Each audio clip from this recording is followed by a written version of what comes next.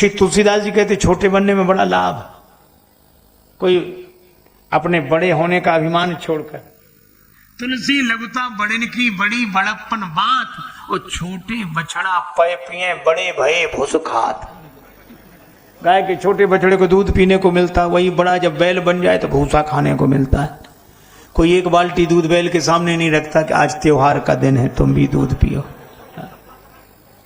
बड़ा लाभ है। नानक नन्हे होए रहो जैसे नन्ही दूब, और बड़े बड़े बह जाते हैं दूब खूब की खूब। बड़े बड़े दुख सहते हैं छोटे दुख से दूर, तारे न्यारे होए रहें ग्रहण चंद्र और सूर्य। सूर्य ग्रहण चंद्र ग्रहण होता, तारों पे का ग्रहण पड़ेगा? छोटे से छोटे होने में बड़ा लाभ है। और हनुमान जी छोटे ही बनते हैं, और मुझे लगता है कि छोटे बनते हैं उन्हीं से बड़े काम होते हैं। हनुमान जी महाराज की यही विशेषता है, तुरंत छोटे बने, और छोटे बनते ही ब्रह्मास्त्र को तोड़ना नहीं पड़ा, निकल गए। नींबू की चढ़े हुए कपी, और ये छोटा बनकर निकलता है, वही बाहर जाकर बड़ा बनता है। आप विशाल रूप बनाया बाल दी विशाल विकराल ज्वाल जाल मानो लंक लीले बेको काल रसना पसारी है। श्री हनुमान जी महाराज ने बड़ी लंबी पूंछ फैलाई। पूंछ तो पहले से ही लंबी थी, हनुमान जी को लंका जलाने में कोई झंझट ही नहीं करना पड़ा।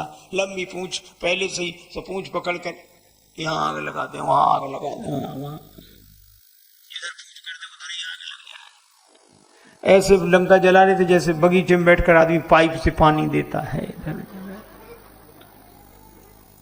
अब लंका जली धू धू धू करके, राक्षस चिल्लाए मर गए बचाओ बचाओ। रावण से कहा बचाओ, मर रहे हैं बचाओ। रावण बोला चिंता मत करो। राक्षसों ने कहा हम मर रहे हैं, ये कह रहा चिंता मत करो। अच्छा राजा है, मैं बुलाता हूं। बादल बुलाए, बरसो, जो आ गया। बादल लगे पानी बरसने। अब बादल बरसे तो हनुमान जी की कृपा, भगवान की कृपा से मरुत चले 49 मरुदगण बहे। अब पानी यहां बरसना है, जैसे हवा आई उधर से तेज, तो बादल पानी यहां बरसाए, वो 10 किलोमीटर दूर ले जाके गिराए।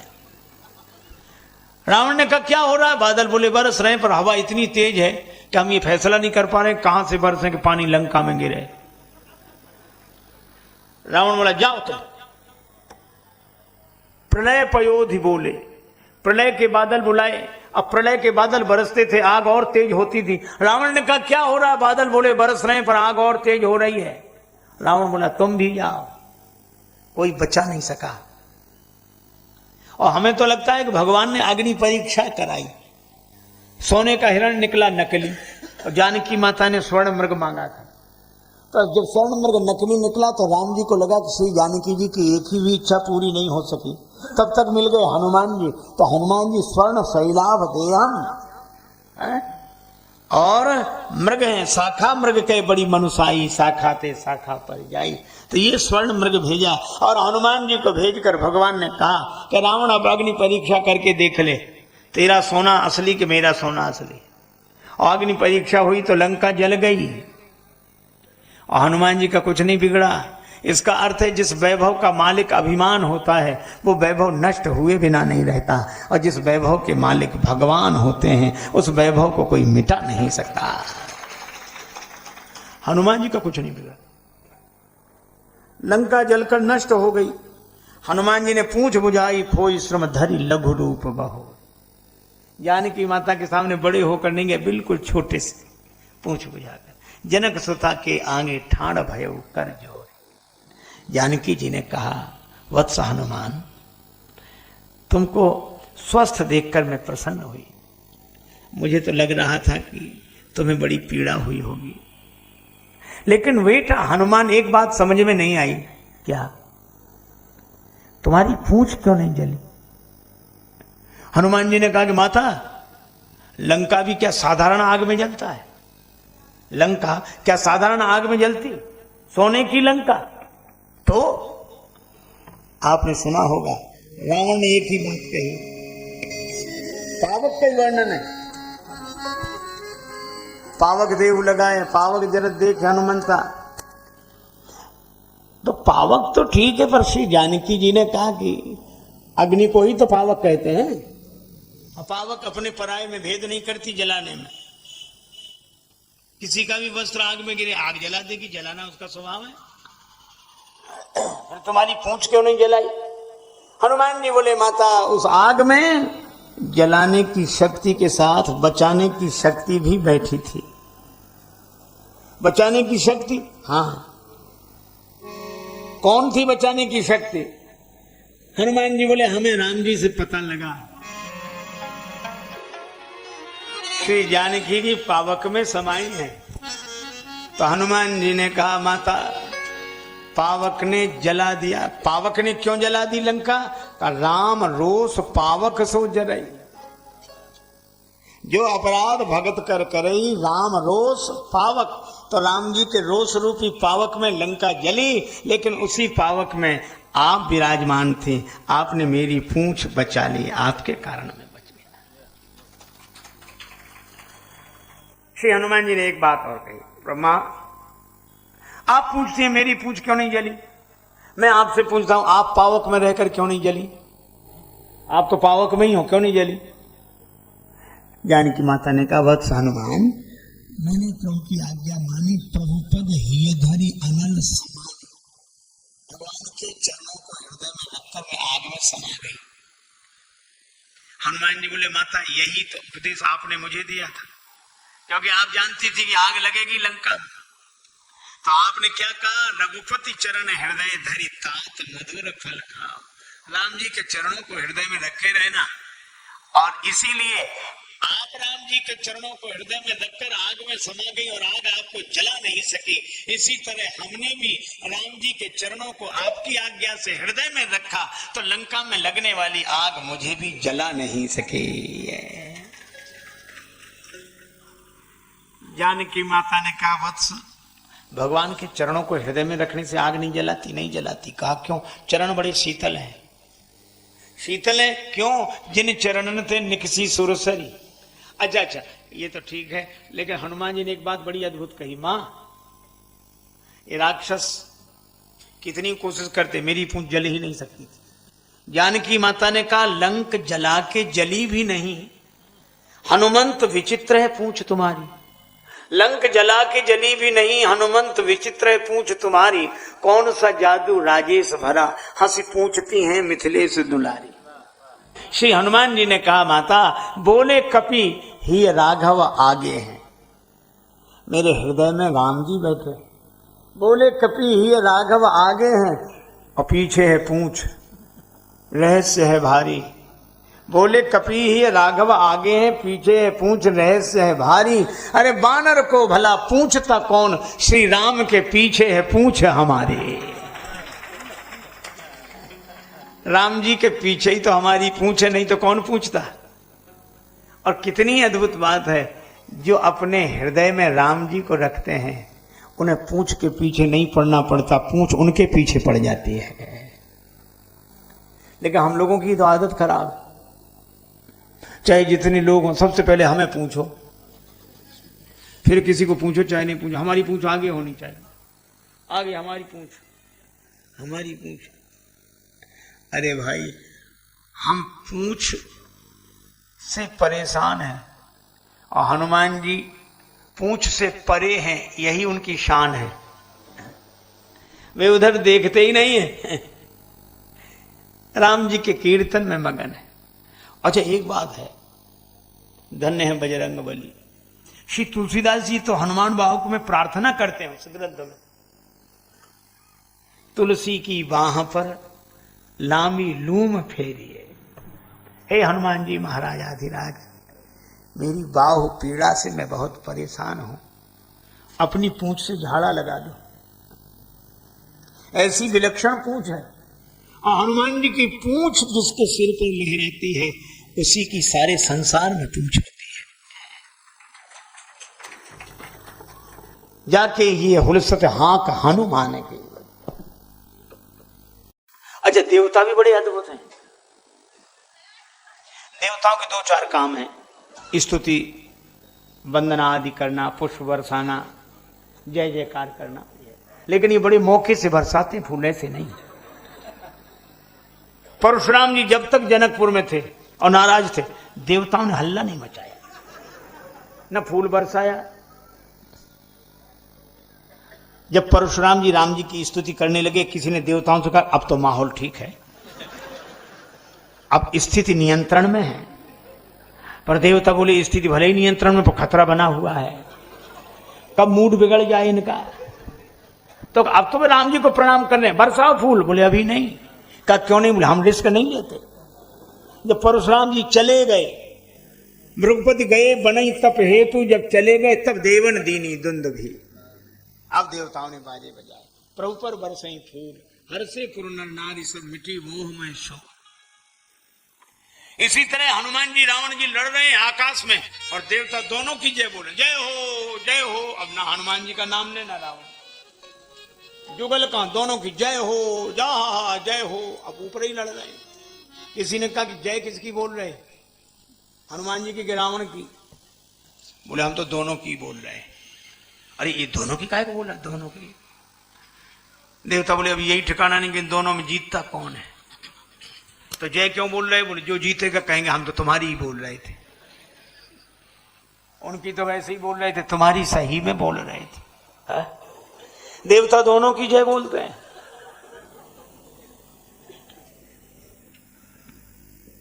पर हनुमान जी की पूंछ का कुछ नहीं बिगड़ा। और मैं आपसे कहां तक हूं, हनुमान जी की पूंछ का आज तक कुछ नहीं बिगड़ा। एक सज्जन हमसे कह रहे थे कि हनुमान जी का नाम सवेरे सवेरे ले लें तो भोजन नहीं मिलता। हमने कहा कि रोज सवेरा होता है, किसी भी दिन लेके देख लो, पता लग जाएगा। बोले नहीं आप बताओ। हमने कहा हमें तो हनुमान जी के नाम से भोजन मिलता है, सवेरे सवेरे हनुमान जी का नाम लेने से ही। ये तो हनुमान जी की महानता है। हे महावीर, हे महावीर हनुमान प्रभो, बस एक सहारा तेरा है। हे महावीर हनुमान प्रभो, बस एक सहारा तेरा है। तेरे चरणों को, तेरे चरणों को छोड़ कहीं भी नहीं गुजारा मेरा है। तुम हो तुलसी के उद्धारक, मैं तुलसी चरणों का लोभी। बस बना बनाया नाता है, सब व्यर्थ बहाना हो जो भी। बड़ी अच्छी प्रार्थना है। अंत में कहा गया, तुमने कल युग में पवन पुत्र अगणित अधमों को तारा है। तुमने कल युग में पवन पुत्र कितने अधमों को तारा है। अगणित रामायण, अगणित रामायण के भक्तों को निर्भय दिया सहारा है। और हनुमान जी महाराज आपकी कृपा तो ऐसी, जो राम के ढोंगी भी बनते,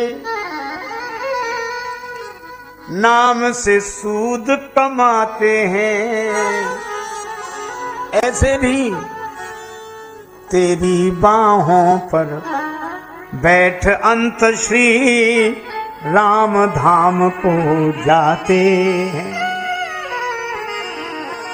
तुलसी पथ पर हनुमान धारा का स्वप्ननाथ साकार बने। रोवे तो दृग का हर आंसू भी ओम राम आकार बने। प्रार्थना है यही मेरी हनुमान जी, प्रार्थना है यही मेरी हनुमान जी मेरे सिर पे भी अब हाथ धर दीजिए। प्रार्थना है मेरी हनुमान जी मेरे सिर पे भी अब हाथ धर दीजिए। प्रार्थना है यही मेरी हनुमान जी मेरे सिर पे भी अब हाथ धर दीजिए। राम सीता का दर्शन करा के मुझे, राम सीता का दर्शन करा के मुझे मेरे सपने को साकार कर दीजिए। मेरे सपने को साकार कर दीजिए। प्रार्थना है मेरी हनुमान जी मेरे सिर पे भी अब हाथ धर दीजिए। ओ मेरे सिर पे भी अब हाथ धर दीजिए। दुख देते मुझे मेरे ही पाप हैं, दुख देते मुझे मेरे ही पाप है। मेरे मन में है क्या जानते आप हैं, मेरे मन में ही जानते हैं। आप हर रूप हैं इसलिए कर कृपा, आप हर रूप हैं इसलिए कर कृपा। मेरी हर एक चिंता को हर लीजिए। मेरी हर एक चिंता को हर लीजिए। मैं भावुक तो हूँ पर नहीं भक्त हूँ, मैं भावुक तो हूँ पर नहीं भक्त हूँ। इसी कारण तो विषयों में आसक्त हूँ, इसी कारण तो विषयों में आसक्त हूँ। वासना मुक्त कर मेरे मन को प्रभु, वासना मुक्त कर मेरे मन को प्रभु। राम सीता की भक्ति से भर दीजिए। राम सीता की भक्ति से भर दीजिए। राम सीता की भक्ति से भर दीजिए। राम सीता की भक्ति से भर दीजिए। तन निरोगी रहे, तन निरोगी, तन निरोगी रहे, धन भी भरपूर हो। तन निरोगी रहे, धन भी भरपूर हो। मन भजन में रहे, द्वंद्व दुख दूर हो। मन भजन में रहे, द्वंद्व भरपूर हो। मन भजन में रहे, द्वंद्व दुख दूर हो। मन भजन में रहे, द्वंद्व दुख दूर हो। कर्ज भी ना रहे, जय जय। कर्ज भी ना रहे, मर्ज भी ना रहे, कर्ज भी ना रहे, मर्ज भी ना रहे। कर्ज भी ना रहे, मर्ज भी ना रहे, कर्ज भी ना रहे। फर्ज निभता रहे ऐसा वर दीजिए। फर्ज निभता रहे ऐसा वर दीजिए। मैं कथा भी कहूँ तो सिया राम की, मैं कथा भी कहूँ तो सिया राम की। मैं भक्ति करूँ तो सिया राम की। मैं भक्ति करूँ तो सिया राम की। मैं कथा भी कहूँ तो सिया राम की। मैं कथा भी कहूँ तो सिया राम की। मैं सोयस भी सुनूं तो सिया राम का। मैं सोयस भी सुनूं तो सिया राम का। सृष्टि राजेश दिखे सिया राम, मैं सृष्टि राजेश दिखे सिया राम मैं। दास की दृष्टि में वो असर दीजिए। दास की दृष्टि में वो असर दीजिए। प्रार्थना है यही मेरी हनुमान जी मेरे सिर पे भी अब हाथ धर दीजिए। ओ मेरे सर पे भी अब हाथ धर दीजिए।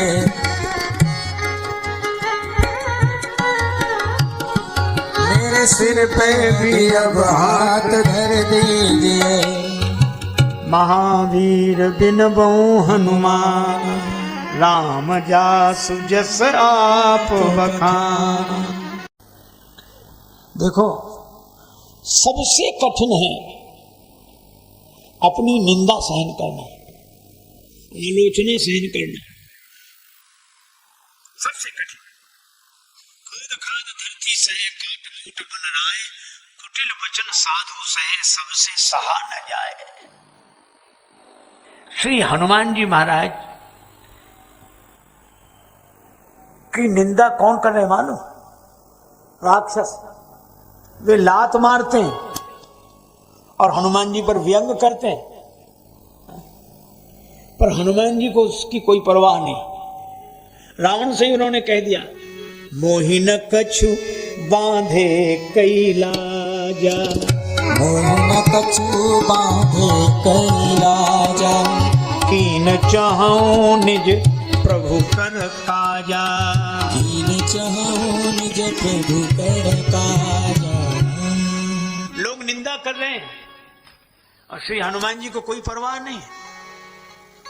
और जिन लोगों ने निंदा की, जब श्री हनुमान जी ने विशाल रूप धारण करके बाल दी विशाल विकराल ज्वाल जाल मानो लंक लीलबे को काल रसना पसारी है। श्री हनुमान जी ने जब विशाल रूप बनाकर लंका दहन आरंभ किया, तो जो लात मार रहे थे, व्यंग कर रहे थे, वही क्या कह रहे हैं? वही लोग, हम जो कहा यह कपि नहीं होई, बानर रूप धरे सुर को। हम तो पहले ही कह रहे थे ये बंदर नहीं है, यह तो बानर के रूप में कोई महान देवता है। हनुमान जी मनी मन हंस रहे थे कि दुनिया वालों का भी कोई ठिकाना नहीं, कब ये लात मारने लगे, कब ये देवता बनाने लगे। पर हनुमान जी को कोई अंतर नहीं पड़ता। क्यों नहीं पड़ता? देखो, एक बात आपसे कहें, जून के महीने में भयंकर गर्मी में दोपहर के समय किसी को सर्दी लगे तो सर्दी तो है नहीं, लग क्यों रही है? हो सकता है उसे मलेरिया बुखार आया हो, तो सर्दी बुखार के कारण लग रही कि नहीं?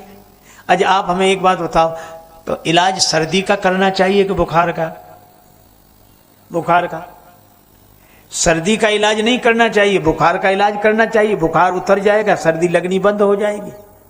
मैं भी आपसे कहता हूं, ये अपमान की सर्दी उन्हीं को लगती है जिन्हें अभिमान का बुखार चढ़ा होता है। जिन्हें अभिमान का बुखार चढ़ा होता है उन्हें अपमान की सर्दी लगती है। अगर अभिमान का बुखार उतर जाए तो अपमान की सर्दी लगनी बंद हो जाए। हनुमान जी के हृदय में अभिमान है ही नहीं, और जब अभिमान है ही नहीं तो उन्हें बुरा क्यों लगे? वे तो भीतर अभिमान से नहीं, भगवान से भरे हैं। जास हृदय आगार बसई राम सर चाप। निंदा करने वालों की ओर देखते नहीं हैं और स्तुति करने वालों से प्रभावित होते नहीं। स्तुति भी ठीक है, निंदा भी ठीक है। क्यों? क्योंकि वे राम जी के प्रेम की मस्ती में हैं, और जो भगवत प्रेम की मस्ती में होते हैं उन्हें न लात से फर्क पड़े, न बात से फर्क पड़े, न देवता बताने से फर्क पड़े। देखो, इस प्रसंग से एक और शिक्षा मिलती है। श्री हनुमान जी गए रावण को समझाने, और मैं कहता हूं कि ऐसा समझाने वाला कोई नहीं होगा। रावण क्या कह रहा? कहो सठ तो ही न प्राण कई बाधा। अरे सठ, तुझे प्राणों का भय नहीं है? बगीचा उजाड़ दिया, आज करूं खल काल हवाले। रावण कहता है श्री राम जी के लिए, वहां खल नहीं खलु, खलु माने निश्चित। राम जी को खल नहीं बोल रहा, आज करूं खलु, निश्चित काल के हवाले कर दूंगा। तो वहां तो संयमित है, पर यहां तो हनुमान जी से स्पष्ट कह रहा है मृत्यु निकट आई खल तो ही, लागे से अधम सिखावन मोही। अब एक अद्भुत बात देखो, रावण अधम कहे रावण खल कहे, रावण सठ कहे, और हनुमान जी क्या कह रहे हैं? विनती करो जोरी कर रावण, सबके देह परम प्रिय स्वामी। ये संत का लक्षण है महाराज। गाली देने वाले को भी जो भगवत भाव से नमन कर सके वह संत है। रावण 10 सवाल पूछता है, हनुमान जी एक आध का उत्तर देते हैं। किसी ने कहा ये इतने प्रश्न कर रहा आप बोलते नहीं हो। हनुमान जी ने कहा आप 10 मुंह वाला है, उसको क्या जवाब दें? एक मुंह वाला होता तो बोलते। 10 तरह की बातें करता है हनुमान जी, इसलिए मौन है कि पहले तू बोल ही ले। हनुमान जी बोले अब कोई समझदार हो एक तरह की बात करे तो बात, अब इससे क्या बात करें? उदासीन हो रही है गुस्साई। पर हनुमान जी बिल्कुल विनम्र रावण को समझाने लगे। विनती करो जोरी कर रावण, सुनहु मान तज मोरी सिखाओ। तुम अपना मान छोड़ दो, मेरी शिक्षा मान लो। रावण बोला हमें समझा रहे हो? हमें 10 खोपड़ी वाले को समझा रहे हो? अथवा 4 वेद 6 शास्त्र जिसके मुख में भरे हो, वो 10 मुख, उसे समझा रहे हो? लेकिन एक बात मैं आपसे कहूंगा, रावण विद्वान है पर श्री हनुमान जी विद्यावान है। विद्यावान गुणी अति चातुर, राम काज करिबे को आतुर। और विद्वान विद्यावान में एक अंतर है। विद्वान वह है 4 वेद 6 शास्त्र जिसके मुख में भरे हों। लेकिन एक बात आपने देखी, रावण के 5 सिर एक तरफ, 4 सिर एक तरफ, 1 सिर बीच में। एक सज्जन कह रहे थे क्यों महाराज, जिधर 5 सिर होंगे उधर वजन ज्यादा होगा, जिधर 4 सिर होंगे उधर वजन कम होगा। हमने कहा हाँ, तो बोले उसकी गर्दन का बैलेंस कैसे ठीक बैठता होगा? गर्दन तो टेढ़ी रहती होगी। और रात को जब वो सोता होगा तो करवट कैसे बदलता होगा? रावण जैसे व्यक्ति न सुख से सो पाते हैं, न गर्दन को सीधी कर पाते हैं। पर श्री तुलसीदास जी संकेत करते हैं कि रावण और हनुमान जी में एक अंतर है। रावण के 5 सिर इधर गए, 4 सिर इधर गए। इसका अर्थ है कि रावण का ज्ञान इधर उधर वालों के लिए है, अपने लिए नहीं है।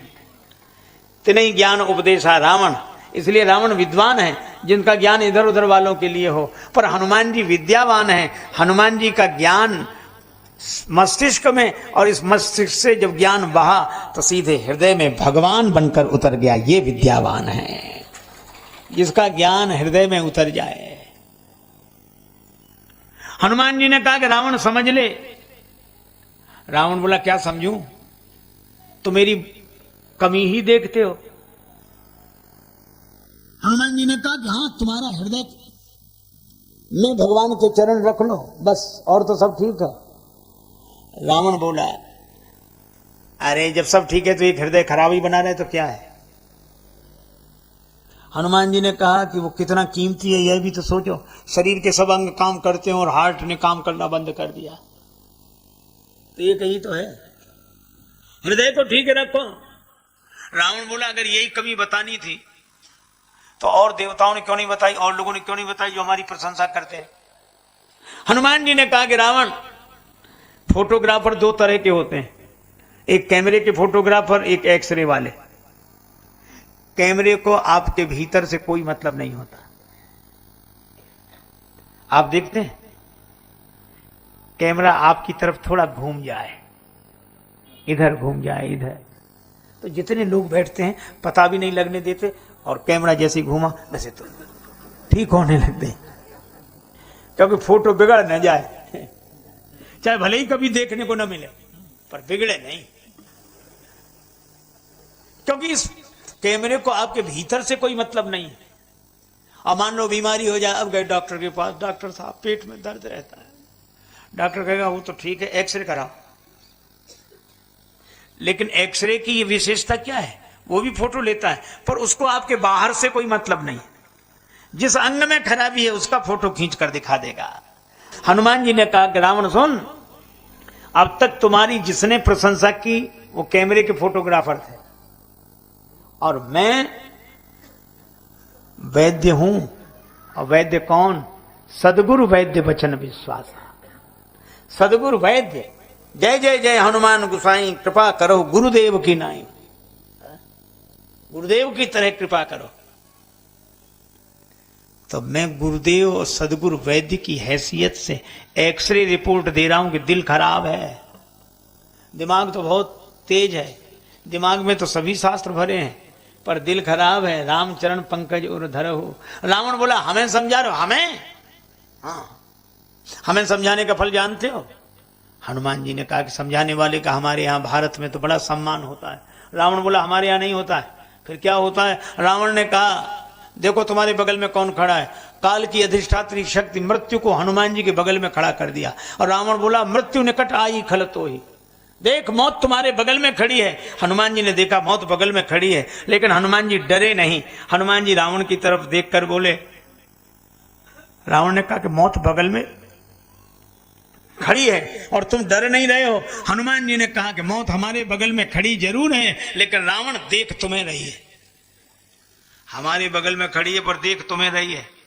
रावण बोला हमें देख रही है तो तुम्हारे बगल में क्यों खड़ी है? हनुमान जी बोले हमसे तो पूछने आई है कि रावण का अभी मामला साफ करना है कि बाद में। तो हम तो उसे रोके हुए हैं कि रुक जा, मान जाता है तो ठीक है, नहीं तो फिर तो जो होना है वो होगा ही। अब रावण को इतना क्रोध आया और हनुमान जी का कहना यह था कि रावण तुझे मृत्यु दिखती है पर दूसरों की, अपनी नहीं। मेरी मृत्यु देख रहा है पर अपनी मृत्यु नहीं दिखती। मृत्यु निकट आई खल तो ही, मुझसे कह रहे हो पर तुम देख रहे हो कि मौत मेरे पास है और मैं देख रहा हूं कि मौत तुम्हें देख रही है। अब तो रावण को इतना क्रोध आया मार डालो बंदर को।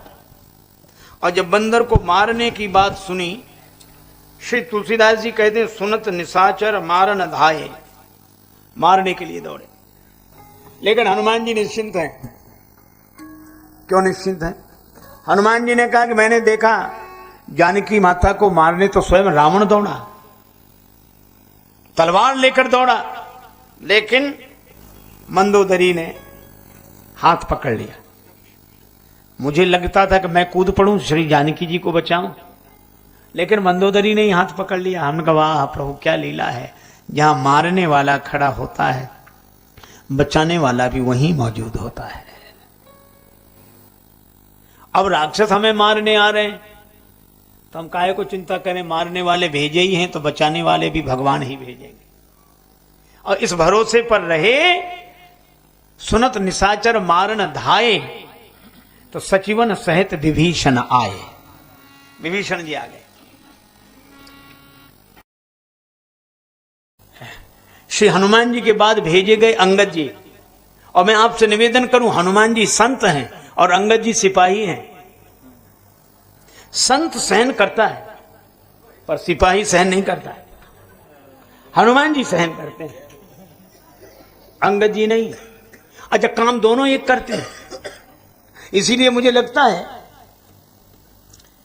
कि संत मन को बदलकर व्यक्ति के जीवन में आस्था की स्थापना करता है और सिपाही व्यवस्था से व्यक्ति को ठीक रखता है। इसीलिए संत भी आवश्यक हैं और शासक भी आवश्यक हैं। मुझे लगता है कि संत आस्था से व्यक्ति को व्यवस्थित करे और शासक व्यवस्था के द्वारा व्यक्ति को व्यवस्थित करे। लेकिन हमारे यहां संतों के पास शास्त्र हैं। पहले हनुमान जी भेजे गए, अंगद जी नहीं। पहले हम व्यक्ति को शास्त्र के द्वारा ही समझाते हैं, शास्त्र। और शास्त्र से कोई ना समझे तो हमारे यहाँ शास्त्र में शाह में 2 डंडे आधा सा फिर त्रा, तो पहले वाले शाह में से 1 डंडा निकल आता है, हो जाता वो शास्त्र। जो शास्त्र से नहीं समझते वो फिर शास्त्र से समझाए जाते हैं। अंगद जी गए, हनुमान जी को तो लात मारी गई और हनुमान जी कुछ नहीं बोले, ये संत का लक्षण। पर अंगद जी जैसे ही गए, रावण का बेटा, अब अंगद जी को देखकर सभी राक्षस सोचने लगे अरे वही बंदर आ गया, वही है जिसने लंका जलाई थी, वही है, वही है।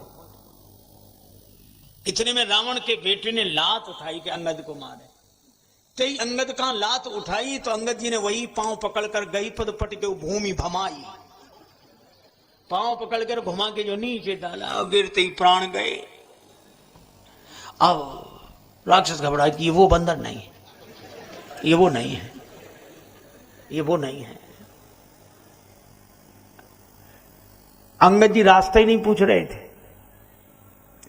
रावण का बेटा नीचे गिरते ही ऊपर गया और ये देखकर राक्षस इतने घबरा गए कि अंगद जी मार्ग नहीं पूछ रहे थे तो भी राक्षस कहते इस रास्ते से जाओ, हाथ जोड़, इधर से, इधर से। अरे का वो रास्ता नहीं पूछ रहे, काहे को बता रहे हो? राक्षस घबराते हुए बोले कि यहां से तो जाएं। तो किधर का रास्ता बता रहे हो? बोले रावण के दरबार का। क्यों? बोले इसलिए हम कह रहे हैं कि हम तो पहले ही समझ गए थे, वो पहले जो बंदर आए थे उनसे हम समझ गए थे, पर वो नहीं समझा, उसे समझाया। और अंगद जी गए, और अंगद जी को देखकर रावण के सभासद उठकर खड़े हुए। उठे सभासद, कपी कहां देखी, और जैसे ही अंगद के दरबारी, रावण के दरबारी खड़े हुए अंगद जी को देखकर, और रावण ललकर बैठ जा। अब वो अंगद जी की तरफ देखें तो खड़े हों, और रावण की तरफ देखें तो बैठे, तो न बैठ पाए न खड़े हो पाए, ऐसे अटके ऐसे। रावण ने कहा कौन है रे तू? उसकी तो आदत है। हाँ, इतना सुधार जरूर किया। पहले बोला था कह लंकेश कवन ते कीसा, कई के बल बन घाले से खीसा। हनुमान जी ने कहा कि तुम विद्वान तो हो, पर तुम्हारी बोली में रकार मकार नहीं है, और जिस बोली में रकार मकार ना हो तो काहे की विद्वत। राम नाम बिनु गिरा न सोहा। इसलिए अंगद जी के आने पर सुधार किया। क्या बोला? कह लंकेश कवन ते बंदर।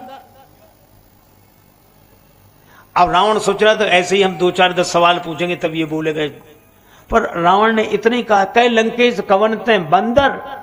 अंगद जी ने तुरंत बात पकड़ ली, मैं रघुवीर दूत 10 कंधर। तुम हमसे कहो बंदर, हम तुमसे कहें स्वामी जी। तुम कहो बंदर, हम कह रहे 10 कंधर। अच्छा, फिर चुप नहीं हुए। रावण तो देखते ही रह गया। मम जन कही तो रही मिताई तव हित कारण आयो भाई, अब सो कहा सुनो तुम मोरा, सब अपराध क्षमय प्रो तोरा। दसन गाऊ तृण कंठ कुठारी, पुरजन सहित संग निज नारी। ये भी जनक सुतई करे आगे, सादर चलो सकल भय त्यागे। प्रणत पाल रघुवंश मन त्राय त्राय, अब मोह आरत गिरा सुनत प्रभु अभय करे गो तो। रावण ने सोचा कि बंदर गजब का है, हमें तो बोलने ही नहीं दिया इसने। पर रावण भी 10 खोपड़ी का आदमी हमारा। रावण ने नीति का चक्कर चलाया। रावण ने कहा कि बंदर है तो तेरे पिता से मेरी कैसी मित्रता? अंगद जी ने कहा कि 6 महीने जिसकी बगल में दबे रहे उसे भूल गए। और रावण हंसा ताकि अपमान का क्षण टल जाए। हाँ, रहा बाली बानर में जाना, बड़ा अच्छा। आजकल कहां है? अब उसे खूब पता है कि मर गया है बाली, पर उसने ऐसा चक्कर चलाया तो हम पूछेंगे कि बाली कहां है, ये कहेंगे कि मर गए। तो हम पूछे कैसे मर गए, कौन सी बीमारी हुई? तो ये कहेंगे कि राम जी के बाण से मर गए। और हम कहेंगे जब राम जी के बाण से मर गए तो हम तुरंत कहेंगे कि जिसने तेरे बाप को मार डाला उसकी सेवा करते शर्म नहीं लगती? ये भेद डालना चाहता, भेद नहीं थे। लेकिन जैसे ही रावण ने पूछा कि बाली आजकल कहाँ है, स्वस्थ है, अच्छी तरह है, अंगद जी बोले चिंता मत करो, 8-10 दिन में तुम भी वहीं पहुंच जाओगे जहां बाली है, उसी से कुशलता पूछना। राम जी के विरोध करने में कैसी कुशलता होती वही बताएगा। तो दिन 10 गए, बाली पहुंच जाई, पूछे कुशल सखा उरलाई। अब तो रावण को बड़ा क्रोध आया। मैं तुम्हारी कड़वी बातें इसलिए सहन कर रहा हूं कि मैं धर्मशील हूं। अंगद जी बोले क्या कहना, पर स्त्री का हरण तो आप जैसे ही धर्मशील ने किया है। बूढ़ी न मरहु धर्म व्रत धारी। ऐसे आदमी को तो चुल्लू भर पानी में डूब के मर जाना चाहिए। तुम्हारे लंका के आसपास इतना बड़ा समुद्र भरा है। अब रावण को बड़ा क्रोध आया कि तू जानता नहीं मैं चलता हूं तो धरती हिलती है। अंगद जी बोले तेरे चलने से धरती हिलती है, हमारे स्वामी राम जी के छोटे भैया बोलने लगते तो धरती हिलती है। रावण बोला ऐसा? हाँ। रावण ने कहा क्यों रे, बाली तो इतना गप्पी नहीं था, तो तपस्वियों से मिलकर झूठ बोलने लगा। तपस्वी महाराज हमारे देश के, ये तपस्वियों के नाम पे तपस्वी। रावण ने व्यंग किया कि तपस्वियों से मिलकर तू झूठा हो गया है। अंगद जी ने कहा झूठा? हाँ, जब छोटे भैया के बोलने से धरती हिलती तो बड़े भैया को तो बोलना ही नहीं पड़ता होगा, धरती हिलने लगती हो। हाँ, बड़े भैया को नहीं बोलना पड़ता, सर चाप कर फेरने लगे। भगवान धनुष की प्रत्यंचा पर हाथ फेरते हैं, इतने में ही भूधर डगमगे। रावण ने कहा कि झूठा। अंगद जी ने कहा करके दिखाऊं? जब ते कीन राम के निंदा, क्रोधवंत अति भयो कपिंदा, कटकटान कपि कुंजर भारी, दो भुजदंड तमक मह मारी, डोलत अवनि सभासद खसे। धरती हिल गई, रावण के सब दरबारी गिर गए, और रावण के सिर पे 10 मुकुट थे, वो भी गिर गए। अंगद जी ने 4 मुकुट उठाए, भगवान के पास फेंक दिए, भगवान के चरणों में डाल दिए, और 6 मुकुट रावण ने अपने सिर पर रख लिया। आप कल्पना करो, जिसके सिर हो 10, 6 मुकुट कितने सुंदर लग रहे होंगे। अब तो रावण को कितना क्रोध आया कि तू मुझे जानता नहीं है, मैंने अपने सिर काट दिए। अंगद जी बोले इंद्रजाली जादूगर जो होते हैं वो अपना पूरा शरीर काट देते हैं। इंद्रजाली का कही नबीरा, निज कर काटे सकल शरीरा। तो इंद्रजाली तो अपना पूरा शरीर काट देता, उसको सेना में तो भर्ती नहीं किया जाता है, तो बड़ा वीर है। काहे का वीर है? रावण बोला मैंने सिर काटकर जला दिए, आहुत दे दिए। अंगद जी बोले पतंगे रोज जलते हैं रात को दिए पर दूसरे दिन अखबार में खबर नहीं छपती कि पिछली रात इतने पतंगे वीर गति को प्राप्त हुए। ये वीर गति है? जरा ही पतंग विमोह बस। रावण बोला मैं सबसे ज्यादा वजन उठा सकता हूं, मैंने उठाया है। अंगद जी बोले जानवरों में सबसे ज्यादा वजन गधा उठाता है, भार वाही खरबरंद। तो क्या गधे को परमवीर चक्र मिलेगा कि बड़े वीर हैं? अब तो रावण तिल मिला गया। जरई पतंग विमोह बस भार वाही खरबरंद, ते नहीं वीर कहा वही समझ देख मतिमंद। रावण बोला इस बंदर को उठा के फेंक दो। अंगद जी बोले फेंकते क्या, हमने चरण रख दिया। तुम में से कोई एक वीर मेरा चरण हिला दे, फिर ही राम सीता में हारी। अच्छा, कितना अद्भुत वाक्य कहा, धन्य है तुलसीदास जी महाराज। फिर ही राम सीता में हारी। अंगद जी ये थोड़े ही कह रहे हैं कि फिर ही राम सीता में हारी ना, उन्होंने तो कहा फिर ही राम सीता मैं हारी। राम जी सीता जी तो लौट जाएंगे, मैं हार जाऊंगा। ये वैसे ही बात कही। एक आदमी खरबूजा बेच रहा था और आवाज लगाए खरबूजे 70 से मीठे। अरे बोले खरीदो। खरबूजे खरीदे गए, कोई स्वाद नहीं। अब बेचने वाला भी यहीं पकड़ो। बेचने वाले से पूछे क्यों, तुम तो कह रहे थे खरबूजे शक्कर से मीठे, ये तो बिल्कुल मीठे ही नहीं है। बोले हमने यही तो कहा था, ये ऐसे थोड़े मीठे, शक्कर लगाओ तब मीठे लगते हैं। फिर ही राम सीता में हारी। बड़े बड़े बलवान गए, अंगद जी का चरण हिलाया, पर श्री तुलसीदास जी अंगद जी की निश्चय की निष्ठा की प्रशंसा करते हैं। तासु सभा कियो कठिन प्रण जई तोल्यो कैलाश, तासु सभा कियो कठिन प्रण जई तोल्यो कैलाश, तुलसी प्रभु प्रभुता कहे कि सेवक को विश्वास। भक्त का विश्वास। अंगद जी ने पांव रोक दिया। बड़े बड़े आए, नहीं हिला, झपटे तरई न कभी चरण देखत रिपु मद भाग। रावण बोला किसी से नहीं हिला। अंगद जी बोले तुम ही बाकी हो, आओ। रावण गया और जैसे ही चरण पकड़ने के लिए झुका, अंगद जी ने तुरंत चरण उठा लिया। रावण बोला ये तुमने क्या किया, चरण क्यों उठा लिया जब मैं चरण पकड़ने के लिए झुका? अंगद जी ने कहा कि हमारी यही परंपरा है। कहा क्या? कहा कि संत वो है जो अपने चरण में झुकना सिखाए, लेकिन चरण तो भगवान का ही पकड़ा है। यही झुकना यहां सीखो, थ्योरिकल यहां, प्रैक्टिकल वहां। चरण भगवान का पकड़ो। बोलो। अंगद जी ने भी यही कहा कि चरण भगवान का पकड़ो, और हनुमान जी ने भी यही कहा राम चरण पंकज उर धरहु। लेकिन एक संत की शैली है और एक सिपाही की शैली है। हनुमान जी भगवान के चरणों के अनन्य अनुरागी हैं। श्री हनुमान जी को पहली बार राम जी का दर्शन हुआ। सुग्रीव जी ने कहा हनुमान जी आप विप्र रूप में जाकर देखो। धरी बटु रूप, और हनुमान जी ने वही रूप बनाया। राम जी से कहने लगे कि हमें आप हैं कौन ये बताओ। राम जी बोले तुम्हें कौन लगते हैं? हनुमान जी बोले हमें तो लगता है जग कारण तारण भव भंजन धरनी भार कि तुम अखिल भुवनपति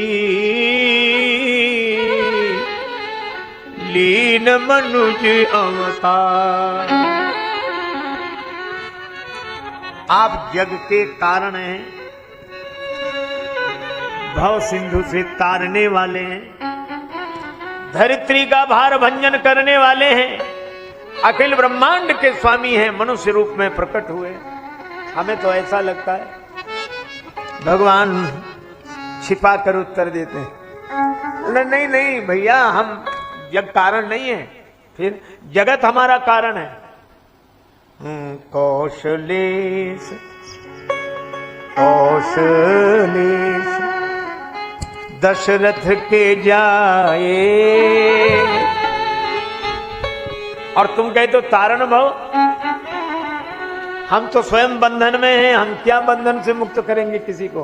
हम पितु बचन मानी बन आए, कौशलेश दशरथ के जाए, हम तो बचन मान बन आए।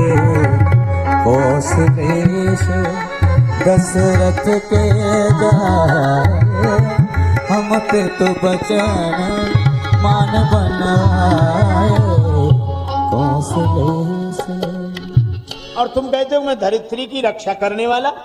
यहाँ हरि निशिचर बैदेही, यहाँ हरि निशिचर बैदेही, विप्र फिरे हम खोजत तेही। विप्र फिरे हम खोजत तेही।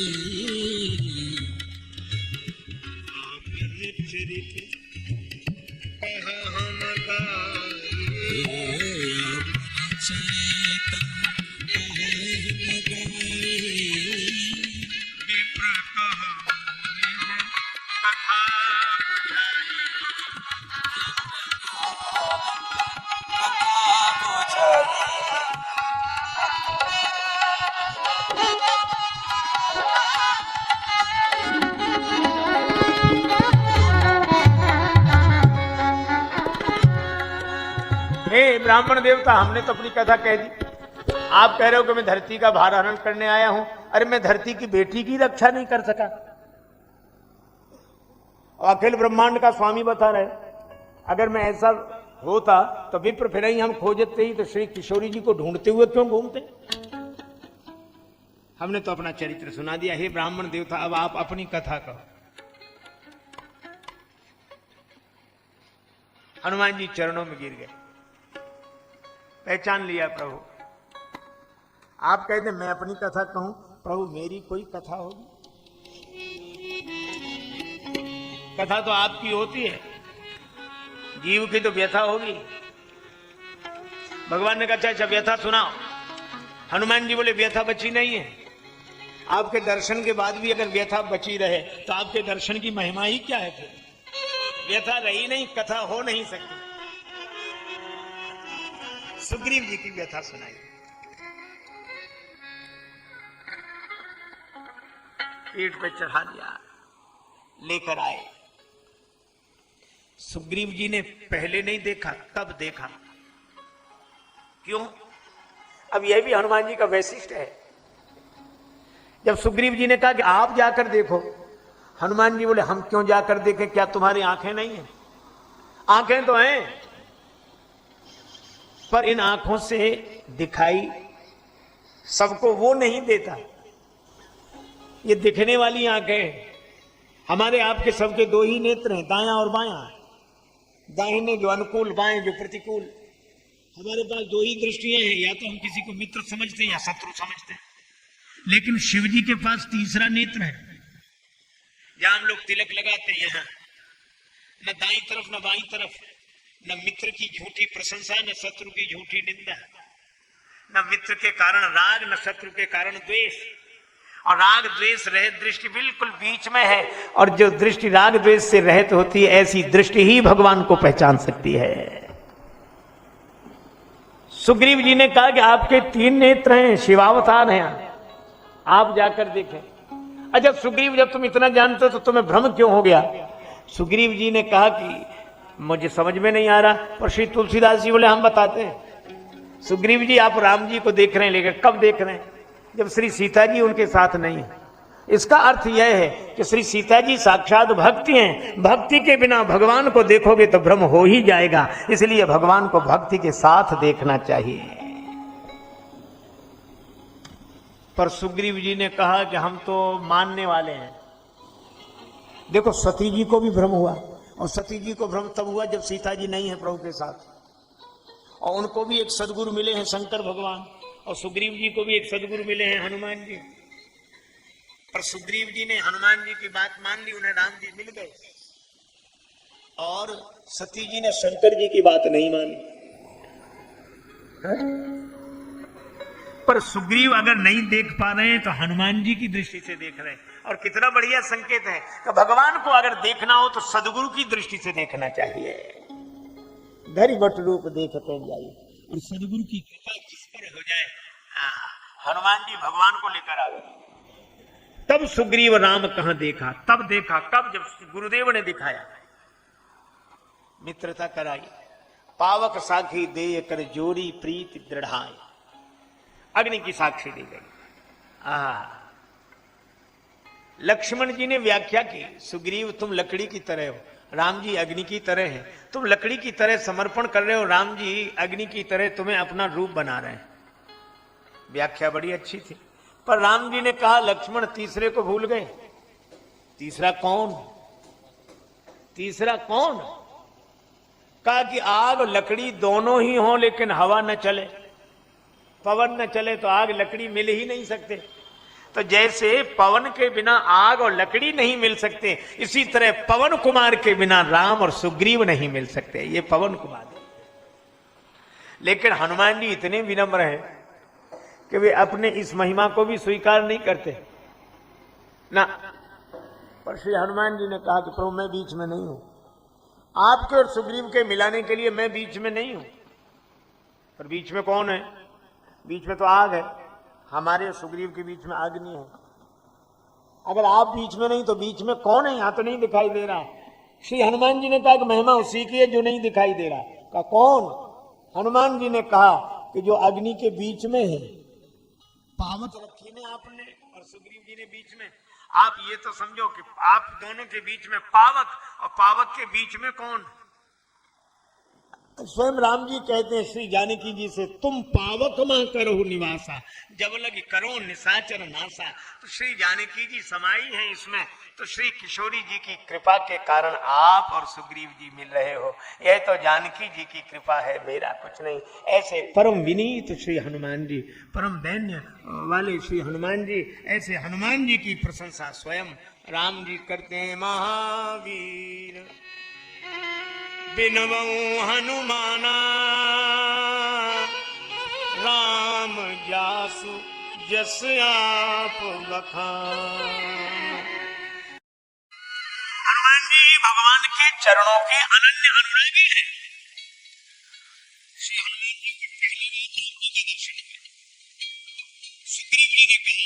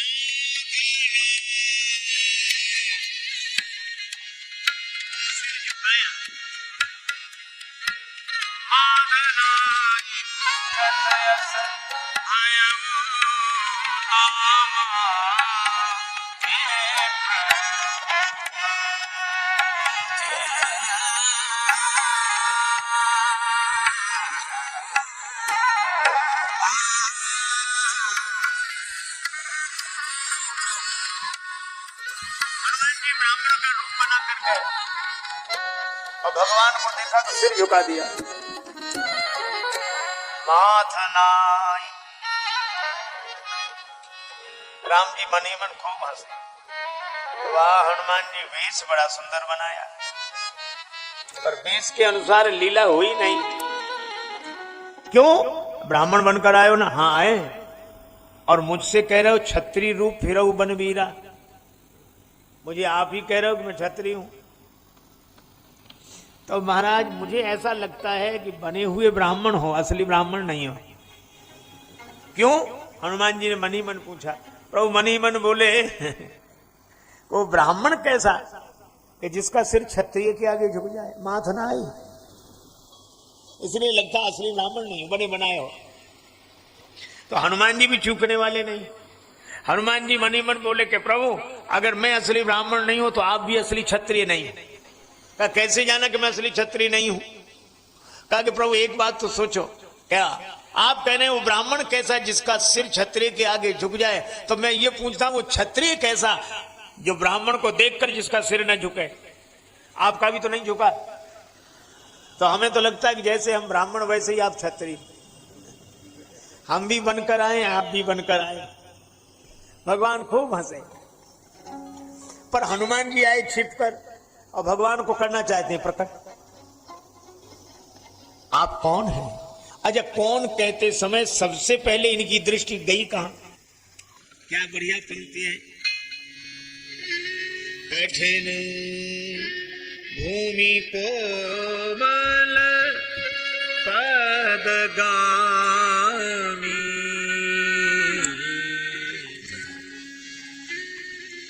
सबसे पहले दृष्टि गई चरणों पर। कठिन भूमि को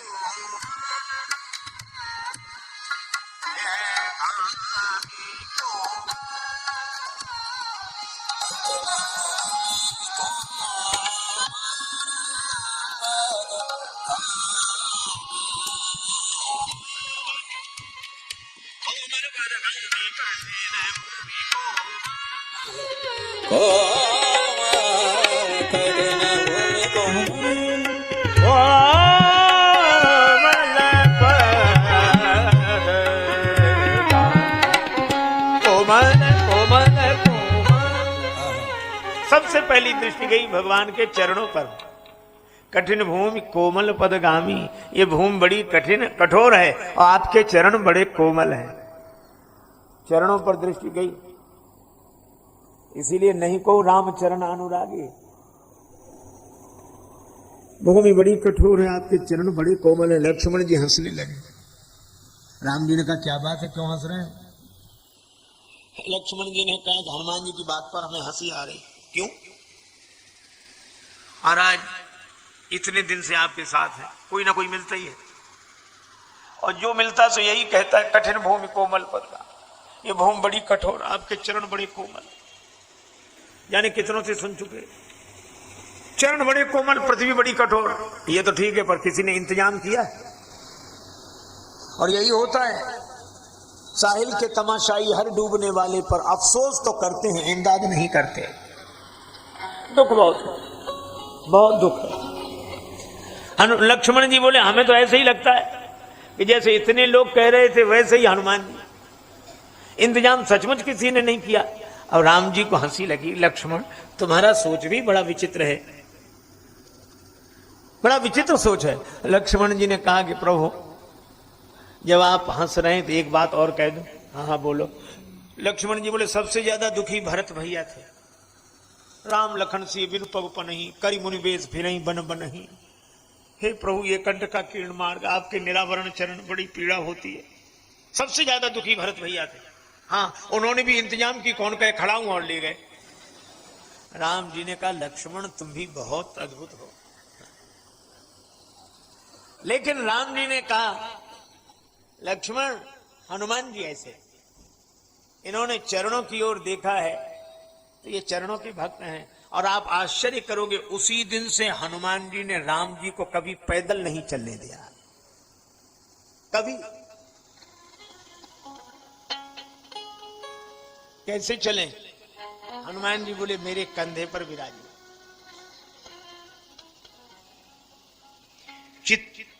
प्राय आप देखते हैं कि हनुमान जी के पीठ पर बैठे भगवान राम लक्ष्मण, लिए दो जन पीठ चढ़ाई।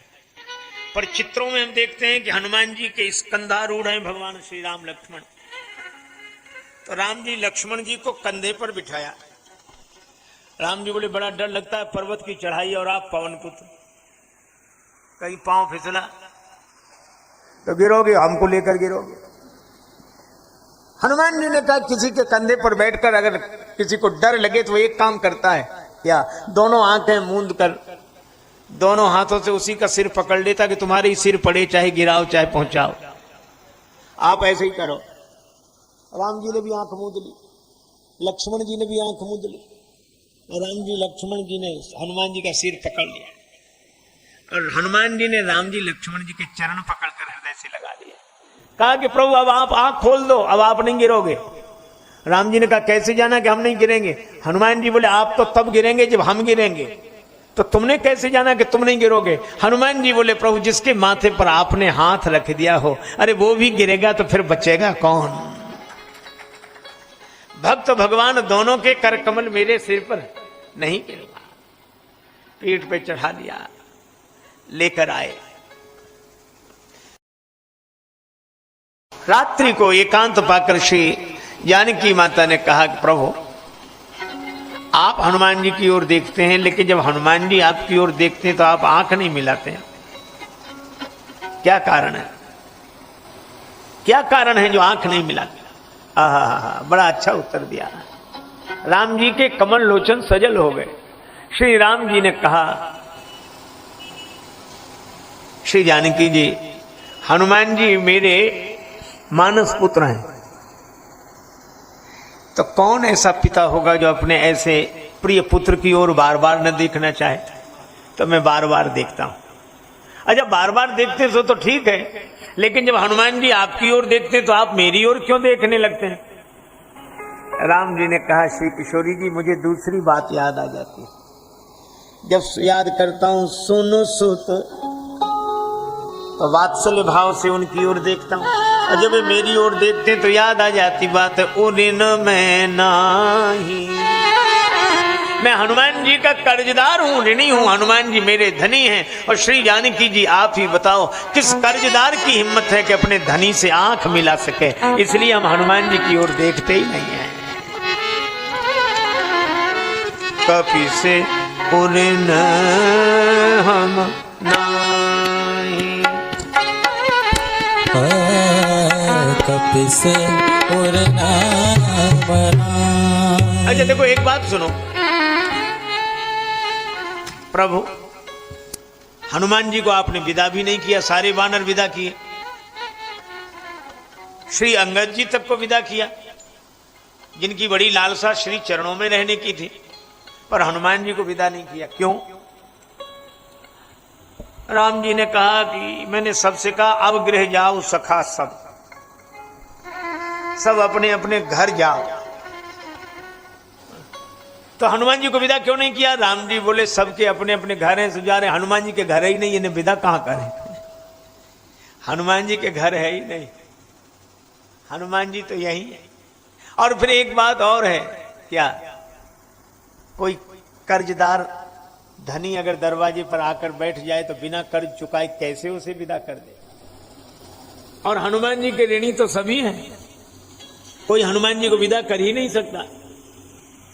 जानकी माता ने कहा कि देखिए प्रभु रोज आपको दरबार में रहना है, रोज हनुमान जी को रहना है, और ये संकोच कब तक रहेगा? आप कर्ज चुका दीजिए।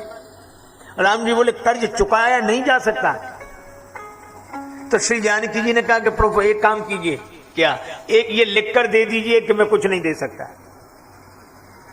ये लिखकर दे दो कि मैं कुछ भी नहीं दे सकता, जिससे आपका कर्ज चुके। श्री राघवेंद्र ने कहा ये बात ठीक। दूसरे दिन हनुमान जी को दरबार में बुलाया, स्वर्ण पत्र लिखा। भगवान ने कहा हनुमान जी मैं आपका ऋणी हूं, मैं आपको कुछ दे नहीं सकता, कुछ दिया भी नहीं है, कुछ दे नहीं सकता। इस पत्र में यही लिखा है, धनिक तू पुत्र लिखा। राम जी के नैन जल से भर गए। हनुमान, सुग्रीव को किष्किंधा का पद तुम्हारे कारण मिला, विभीषण जी को लंका का पद तुम्हारे कारण मिला, और राम जी ने कहा कि हनुमान मुझे भी अयोध्या का ये राज्य पद तुम्हारे कारण मिला, पर मैं तुम्हें कोई पद नहीं दे सका। हनुमान जी ने कहा प्रभु बड़ी आपकी बड़ी कृपा जो आपने कोई पद नहीं दिया। हनुमान जी ने सोचा प्रभु बहुत गंभीर हो रहे हैं, इनको हंसा देना चाहिए। श्री हनुमान जी ने कहा प्रभु आपने बड़ी कृपा की जो हमें कोई पद नहीं दिया। कहा क्यों? इसलिए कि दुनिया के जितने पद हैं सबको भूत लगा हुआ है। दुनिया में जितने पद हैं सबको भूत लगा है, भूत। कैसे? एक दिन पद व्यक्ति को छोड़ देता है, व्यक्ति पद को नहीं छोड़ पाता है तो भूतपूर्व हो जाता है। लगा है भूत की नहीं? तो व्यक्ति पद को नहीं छोड़ पाता है तो भूतपूर्व हो जाता है, लेकिन भगवान का पद अभूतपूर्व है, भक्त का पद भी अभूतपूर्व है। हनुमान जी ने कहा कि प्रभु आपने बड़ी कृपा की जो हमें कोई पद नहीं दिया, क्योंकि पद के साथ लगा है भूत। और हनुमान जी बोले हम तो ऐसे हैं, भूत पिशाच निकट नहीं आवे, महावीर जब नाम सुना। राम जी खिलखिलाकर हंस पड़े, और राम जी को हंसते देखा तो हनुमान जी भाव विह्वल हो गए। श्री हनुमान जी ने कहा कि प्रभु आपने दिया है, सचमुच सबसे ज्यादा मुझे मिला है। आपने इतना दिया जितनी मेरी औकात नहीं। भगवान ने कहा क्या मिला क्या तुम्हें?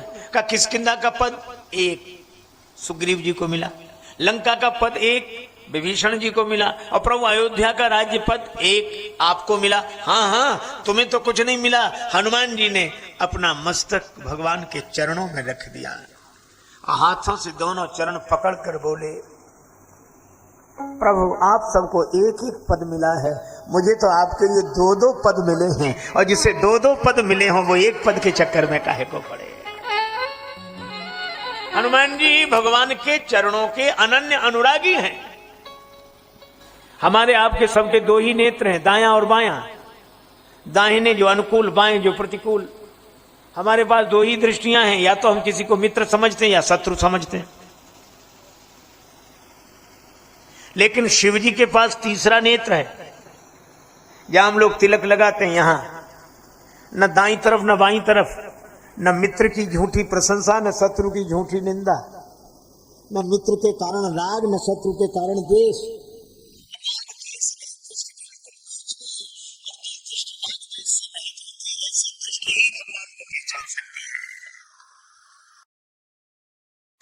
गोस्वामी श्री तुलसीदास जी महाराज कहते हैं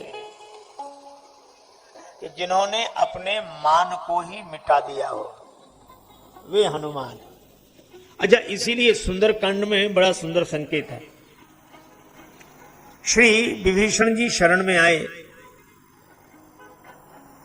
बंदरों ने रोका, सुग्रीव जी को सूचना दी, सुग्रीव जी ने राम जी को खबर दी। आवा मिलन दशानन भाई, दशानन का भैया मिलने आया है। भगवान ने कहा कि इतने लोग मिलने आए, कभी पूछा नहीं, आज क्यों पूछ रहे हो?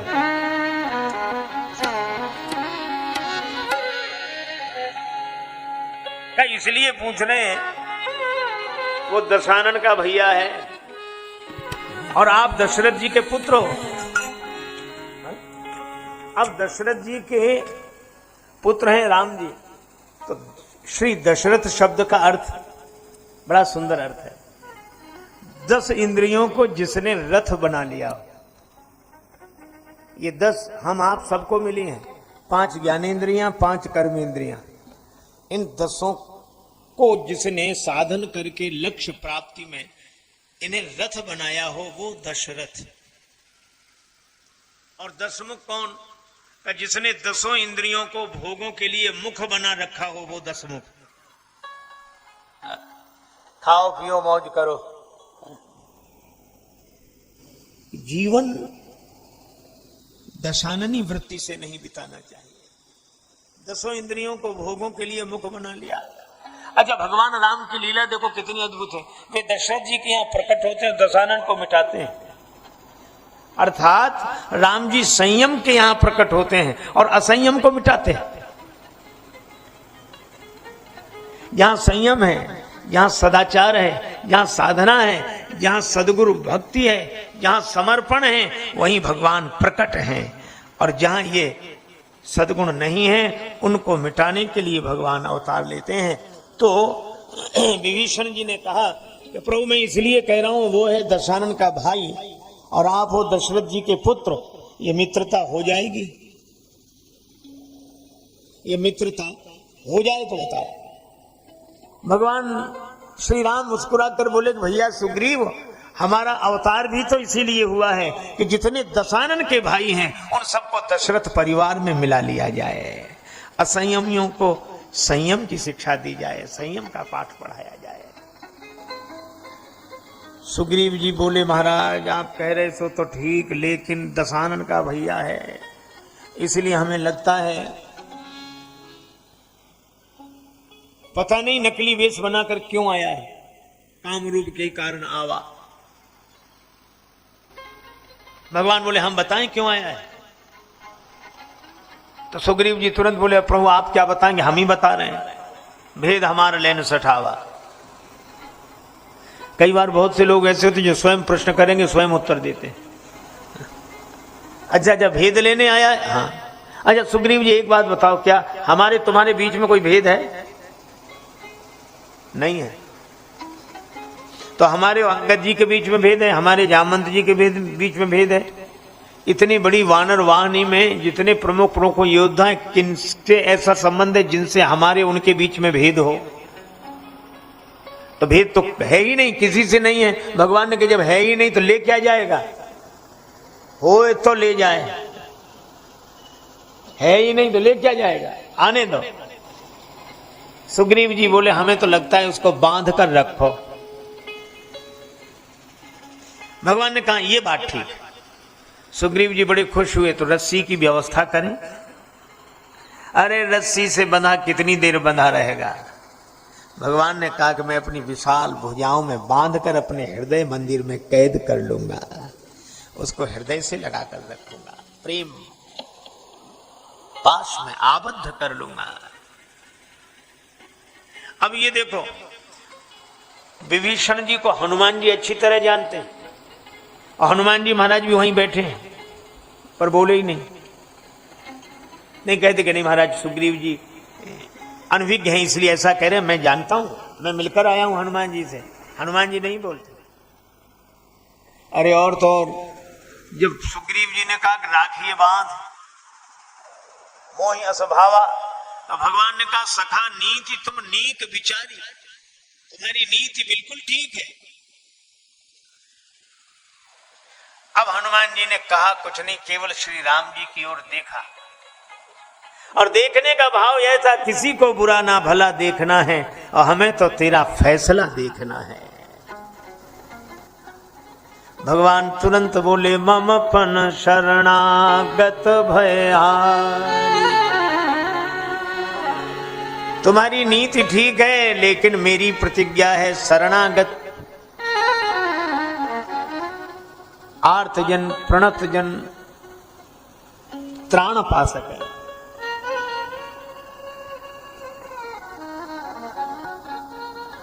पर गीतावली रामायण में है कि श्री हनुमान जी से राम जी नहीं पूछा, कि सुग्रीव जी मना कर रहे हैं, विभीषण जी शरण में आए, क्या करना चाहिए। भगवान सब कुछ जानते हुए भी विनोद करते हैं। भगवान राम विभीषण हनुमान जी से कहते हैं कि हमें तो विभीषण सज्जन मालूम होते हैं, सुग्रीव जी विरोध कर रहे हैं, आपका क्या कहना है। पर हमारे श्री हनुमान जी महाराज बड़े कुशल हैं। कहने लगे प्रभु मुझसे क्या पूछ रहे हैं और क्यों पूछ रहे हैं। इसलिए विभीषण जी को आप अच्छी तरह जानते हो, आप ही गए हो, आपसे न पूछे तो किससे पूछे। अरे महाराज एक बात है, क्या आप मुझसे मत पूछिए, बूझ सरासन बानसो, आप अपने धनुष बाण से पूछ लीजिए। कहा क्यों। हनुमान जी बोले जब मैं वहां गया विभीषण जी की कुटिया पर तो हमने सबसे पहले आपके धनुष बाण ही देखे। प्रभु विभीषण जी की कुटिया पर आपके आयुध अंकित थे, तो हमसे ज्यादा तो आपके आयुध जानते हैं विभीषण जी कैसे हैं। आप अपने धनुष बाण से पूछ लीजिए। अच्छा कितना बढ़िया भाव, खोटो खरो सभी तो पालिए। चाहे विभीषण जी खोटे हों या खरे हों, पर भयभीत हैं, आप उनको शरण दीजिए। भगवान ने कहा खोटे खरे हैं तो धनुष बाण से क्या पूछ लें। कहा कि आपके हाथ में दोनों है, धनुष भी है बाण भी है, और हे दीनबंधु धनुष टेढ़ा है बाण सीधा है। टेढ़ा धनुष भी हाथ में और सीधा बाण भी हाथ में। अच्छा एक बात और है, सीधे बाण को तो आप छोड़ देते हो क्योंकि भरोसा है कि काम करके सीधा फिर वापस आ जाएगा, पर टेढ़े का कोई भरोसा नहीं, इसलिए धनुष को छोड़ते ही नहीं हो। और टेढ़े को अगर छोड़ना पड़े तो किसी टेढ़े को ही देते हो। लक्ष्मण जी को ही सौंपते हो, लक्ष्मण बाण सरासन आनो। तो अगर विभीषण जी टेढ़े हों तो धनुष की तरह पकड़ लीजिए, और सीधे हों तो बाण की तरह पकड़ लीजिए। यही मैं कह रहा हूं। धनुष बाण लखी राम को दीन ही हो तो उछाह, टेढ़े सूधे सबनी को है हरि हाथ निवाह। यह तो हनुमान जी का भाव है। लेकिन सुग्रीव जी से पूछा गया कि आपने क्या अर्थ लिया जो धनुष बाण की बात कह रहे हैं। सुग्रीव जी बोले हनुमान जी ठीक कह रहे हैं, आपके धनुष बाण में शक्ति हो तो शत्रु के भाई को शरण में लो। भगवान हनुमान जी की ओर देखकर मुस्कुरा रहे हैं।